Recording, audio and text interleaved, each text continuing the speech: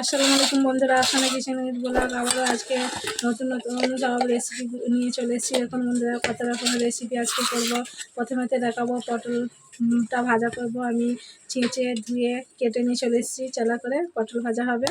আচ্ছা, কুমড়ো ডাঁটা আর হচ্ছে আলু আর কুমড়ো শাক সব আমি কেটে ধুয়ে নিয়ে চলে এসেছি। কুমড়ো ও শাক দিয়ে ফুলবড়ি দিয়ে আলু দিয়ে তরকারি হবে।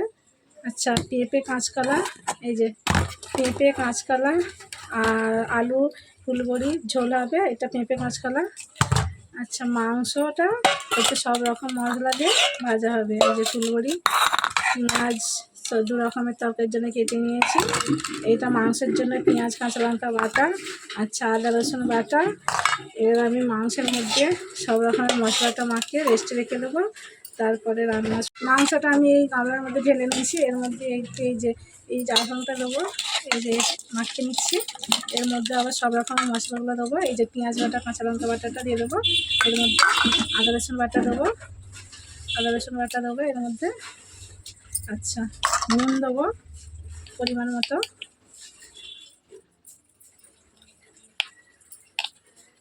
লঙ্কার গুঁড়ো দেবো,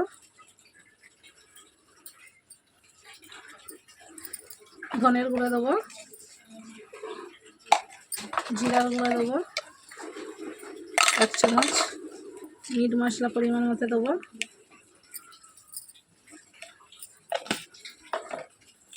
একটু তান্দুরি, এই যে এভারেস্টের তান্দুরি চিকেনের মশলা দেবো। ওর মধ্যে একটু অল্প করে দেবো। আচ্ছা, অল্প করে একটু অ্যারারোট দেবো, অল্প করে একটু বেসন দেবো, অল্প করে একটু ভিনিগার দেবো। তার মধ্যে আবার একটু তেল দেবো, সাদা তেল দেবো একটু অল্প করে। সব রকমের মশলা আমার দেওয়া হয়ে গেলো। এবার মশলাটা সব ভালো করে মাংসের সঙ্গে মাখিয়ে নেবো, মাখিয়ে রেস্টে রেখে দেবো। এই তরকারিগুলো ততক্ষণ করবো। পটলটা ভেজে নেবো, তারপরে কুমড়ো শাকের তরকারি, এই ঝোলের তরকারিটা করে নিয়ে আমার মাংসের মধ্যে সব রকম মশলা দিয়ে মাখানো পুরো রেডি। এটাকে এবার ঢাকনা দিয়ে ঢেকে রেখে দেবো। পটলটা নিয়ে নিয়েছি, এর মধ্যে পরিমাণ মতো নুন দেবো, হলুদ গুঁড়া দেবো, অল্প করে একটু লঙ্কার গুঁড়া দেবো, দিয়ে ভালো করে মাখিয়ে নেবো। পটলটা মশলা মাখিয়ে পুরো রেডি হয়ে গেছে। বন্ধুরা, আমি চুলাটা জ্বালিয়ে নিয়েছি, নিয়ে কড়াই বসে দিচ্ছি তরকারি করার জন্য। দুঃখের বিষয় হচ্ছে আমার ছোট মেয়েটা আমার ক্যামেরা স্ট্যান্ডটাকে আজকে ফেলে দিয়ে ভেঙে ফেলেছে বলে আমার ভিডিও করতে খুবই অসুবিধা হচ্ছে। সব কিছু আমি যে একাকেই ভিডিও করতে হয়, ভিডিও করার মতো কেউ নেই। কড়াই গরম হয়ে গেছে, আমি পটলটা ভাজার জন্য সাদা তেল দিয়ে দেবো কড়াইয়ে। এই যে পটলের মশলা মাখিয়ে রেখেছিলাম, পটলগুলো তেলের মধ্যে ছেড়ে দেবো একটা করে। যে পটলগুলো এক পিঠ দিয়ে আবার এক পিঠেই উল্টে দিচ্ছি। লাল লাল করে পটলগুলো আমার ভেজে নেবো। এই যে পটলগুলো আমার ভাজা হয়ে গেছে, এই জামবাটির মধ্যে তুলে নিচ্ছি। আবারও পটলগুলো ভাজা হয়ে গেছে, আবারও তুলে নেবো।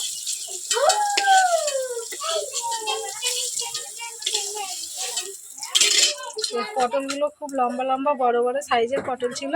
আমি এত রকম পদের রান্না হবে বলে আমি কোনো আনাজ করা কোনো কিছু দেখাইনি বন্ধুরা। এই যে পটল ভাজা হয়ে গেছে, ওই তেলের মধ্যে ডালের বড়িটা আমি ভেজে নেব।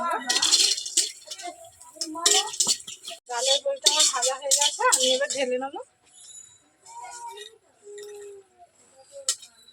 আবার কড়াই বসিয়ে দেবো তরকারি করার জন্য। এই যে ডালের বড়িটা আমার ভাজা হয়ে গেছে। কড়াইয়ের মধ্যে সরিষার তেল দেবো শাকটা রান্না করার জন্য। কুমড়ো শাকটা প্রথমে করে নেবো আমি। এর মধ্যে পেঁয়াজ আর কাঁচা লঙ্কা দেওয়ার পর আমি লাল লাল করে পেঁয়াজটাকে একটু ভেজে নেবো। তারপর আদা রসুন দিয়ে, তারপরে আলু আর শাকের ডাঁটাটা দিয়ে নুন দিয়ে কষে মশলা দেবো। পেঁয়াজটা লাল হয়ে গেছে, আদা রসুনটা দিয়ে দেবো তেলের মধ্যে। ওর মধ্যে অল্প করে নুন দেবো।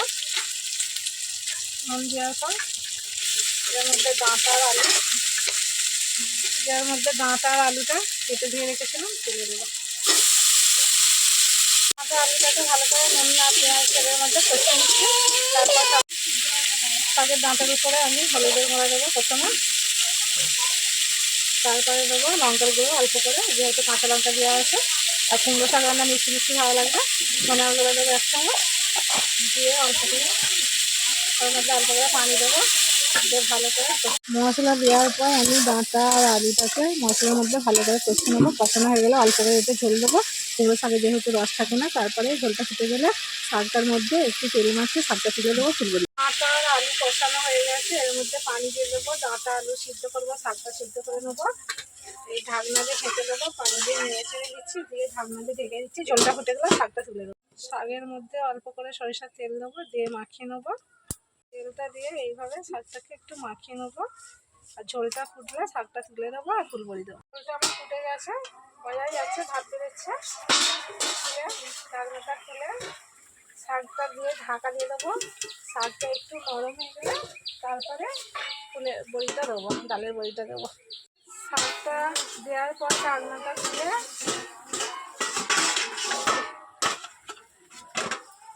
উঠে যাচ্ছে, ভালো করে শাকটাকে নেড়ে ছেড়ে দেবো। দেওয়ার পর এবার ডালের বড়িটা আমি দিয়ে দেবো এর মধ্যে।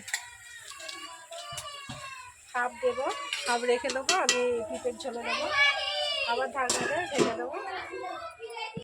দেখুন বন্ধুরা, আমার কুমড়ো শাকটা তুলে দেখাচ্ছি। পুরো রান্না রেডি আমার। যে শাক রান্নাটা পুরো হয়েই গেছে, ঢেলে নেবো। এই যে কড়াই থেকে রান্নাটা আমার রেডি হয়ে গেছে। পটল ভাজিটাও রেডি। এবার ঝোলের তরকারিটা বসাবো। চুলার মধ্যে কড়াই বসিয়ে দিচ্ছি, কড়াই ততক্ষণ গরম হোক, তেল দেবো। কড়াই গরম হয়ে গেছে, তার মধ্যে আমি সরিষার তেলটা দেবো। পেঁপে, কাঁচকলা, আলু, ফুলবড়ি তরকারিটা করার জন্য তেল গরম হোক। পেঁয়াজ আর কাঁচা লঙ্কা হয়ে গেছে, তেলের মধ্যে পেঁয়াজ আর কাঁচা লঙ্কা কষানোটা দিয়ে দেবো।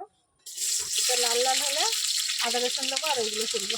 লাল লাল হয়ে গেছে, তার মধ্যে আদা রসুন বাটাটা দিয়ে দেবো। দেওয়ার পর ওতে নুন দিয়ে দেবো, দিয়ে ওটাকে ভালো করে ভেজে নেবো। ভাজার পর আমি এই যে পেঁপে, কাঁচকলা, আলু সব মিশিয়ে ধুয়ে রেখে দিচ্ছি, ওটা তুলে দেবো। এই যে তেল, পেঁয়াজ, আদা রসুনের মধ্যে এই যে পেঁয়াজ আদা রসুনটা ভাজার পর পেঁয়াজ লাল হয়ে যাওয়ার পর এই যে নুন দিয়েছি, দিয়ে আর এই পেঁপে, কাঁচকলা, আলুটা দিয়ে ভালো করে একটু কষে নিচ্ছি। তারপর সব রকম মশলা দেবো। প্রথমে আমি হলুদের গুঁড়া দেবো 1 চামচ, লঙ্কার গুঁড়া দেবো অল্প করে। ঝোলের তরকারি কাঁচা লঙ্কা দেওয়া আছে, পেঁপে কাঁচকলা রয়েছে। ধনের গুঁড়া দেবো 1 চামচ আর একটু। তার মধ্যে অল্প করে পানি দেবো, দিয়ে মশলাটাকে ভালো করে কষে নেবো। পানি দেওয়ার পর আমি ভালো করে মশলাটাকে নেড়ে ছেড়ে দিচ্ছি। বন্ধুরা, এটা আমার কাঁচকলা সাইজ দেখে কি মনে হবে? এটা এত বড় কাঁচকলা ছিল আপনাদের দাদা বাড়িতে। এটা 2 চালা করেছি, মধ্যখানটা কেটেছি। এই এতটা ঠিক লম্বা হবে, 250 থেকে 300 গ্রাম একটাই কাঁচকলা হবে। মশলা দেওয়ার পর আমি এই পেঁপে, আলু, কাঁচকলাটা ভালো করে কষিয়ে নিচ্ছি। মশলার মধ্যে কষানো হয়ে গেলে ঝোল ঢেলে দেবো। এই যে আমার কষানো হয়ে গেছে, এর মধ্যে পানি ঢেলে দিচ্ছি। আলু এগুলো সব সিদ্ধ করার জন্য আর হালকা ঝোল রাখবো। আর হয়ে আসার আগে ফুলবড়িটা ঢেলে দেবো। এই যে পানি দেওয়ার পর ভালো করে নেড়ে ছেড়ে ঢাকনা দিয়ে ঢেকে দেবো। ঢাকনা দিয়ে ঢেকে দেবো। তরকারিটা খুলে একটু দেখে নেবো। তরকারিটা মোটামুটি এগুলো সব সিদ্ধ হয়ে গিয়েছে। এবার এই ঝোলের মধ্যে আমি ডালের বড়িটা দিয়ে দেবো। দেওয়ার পর আবার ঢেকে দেবো। ডালের বড়িটা সিদ্ধ হয়ে গেলে ঢেলে নেবো। আবার ঢাকনাটা খুলে রেখে নেবো। আমার তরকারিটা হয়েই এসছে, যে দেখাই আপনাদেরকে। আমার তরকারি ঝোল গলগল করে ফুটছে। ঝোলটা আমি খুব বেশি করিনি, তো মানে ঘন মতো করেছি। এই যে ঝোলের তরকারিটা আমি হাঁড়ির মধ্যে ঢেলে নিয়েছি।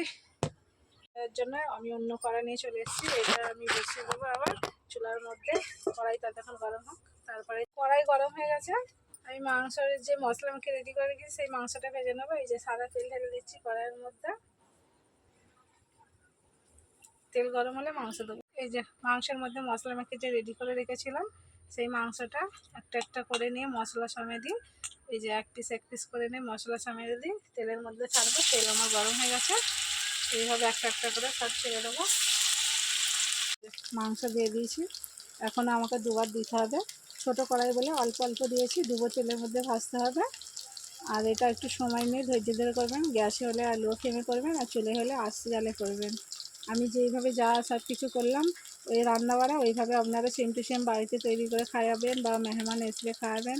আর এই মাংস ভাজাটা হচ্ছে ফ্রাইড রাইস, বিরিয়ানি, লুচি, পরোটা সব কিছুর সঙ্গে, আর চা বিকালে চায়ের নাস্তার সঙ্গেও খেতে পারবে। এটা আমার হয়ে গেছে, একটু হালকা হালকা করে উল্টে দেবো, আস্তে আস্তে করে এইভাবে সবগুলো উল্টে দেবো। লাল লাল হালকা হয়েই গেছে। এই যে এক পিঠ হয়ে গেছে, অপর পিঠটা আবার উল্টে দিয়েছি, এটাও হালকা হালকা করে ভেজে নেবো। মাংসটা আবার উল্টে পাল্টে ভালো হয়ে গেছে, বাসনের মধ্যে আমি তুলে দিচ্ছি।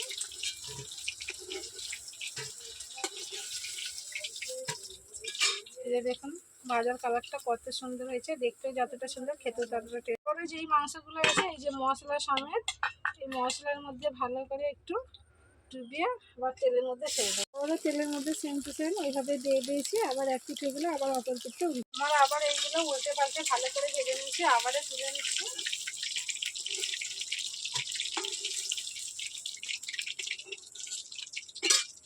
দেখতেই পাচ্ছেন কালারটা পুরো তান্দুরি চিকেনের কালার হয়েছে।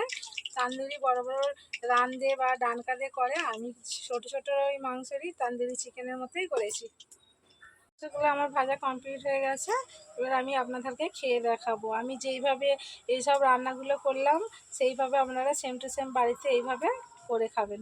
আমি ভাত বেড়ে নিয়েছি, এবার কী কী রান্না করেছি সেইগুলো আপনাদেরকে দেখালাম। এই যে পটল ভাজি করলাম, তারপরে এই যে শাক রান্না, দেখতে যতটা সুন্দর খেতেও ততটা টেস্টি। এই যে পেঁপে আলু কাঁচকলা ফুলবড়ির তরকারি, আর এই যে মাংস ও ভাজা, এগুলো সব নিয়ে আমি খাবো। এবার পটলের সাইজ দেখছেন কতটা লম্বা লম্বা। পটল ভাজি নিয়ে নেব, শাক রান্না একটু নিয়ে নেব, সব অল্প অল্প নেবো যেহেতু এত রকম হয়েছে। মাংস ভাজা এক পিস, এই যে লেগের এটা রানের এটা মাংস নিয়ে নেব, তার সঙ্গে একটু পেঁপে কাঁচকলা ঝোলের তরকারি একটু নিয়ে নেব। সব রকম বেড়ে নিয়েছি, বেড়ে এলে আমি খাবো। প্রথমে আমি পটল ভাজিটা খাচ্ছি।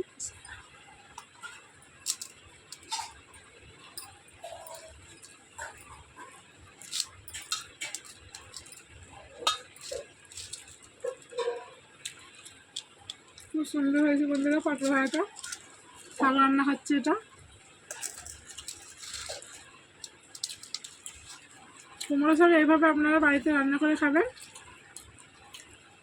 খুবই সুন্দর খেতে হয়েছে।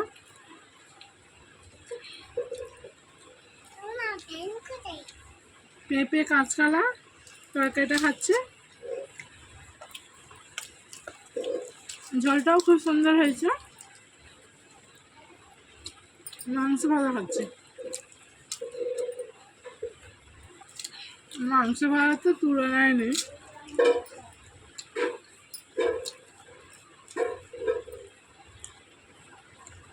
আমি যেইভাবে পুরো ভিডিওটা রান্না করে দেখালাম, আপনারা আমার ভিডিওটা দেখবেন প্রথম থেকে শেষ পর্যন্ত। আমি অনেক বড় ভিডিও হয়ে যাবে বলে আমি আনাজ করাটা দেখাইনি বন্ধুরা, যেহেতু আমাকে একা হাতেই সব করতে হয়। আর আমার ক্যামেরা স্ট্যান্ডটা আমার ছোটো মেয়েটা আজকে ভেঙে দিয়েছে। সবসময় অকাজ অন্যায় দুষ্টুমি করেই যাই সারাদিন, ওর পেছনে প্রচুর করতে হয়। আমি যা যা করলাম এইভাবে সেম টু সেম আপনারা রান্না করে বাড়িতে খাবেন। আজকের ভিডিও এখানকার মধ্যেই শেষ হলো, আবার নতুন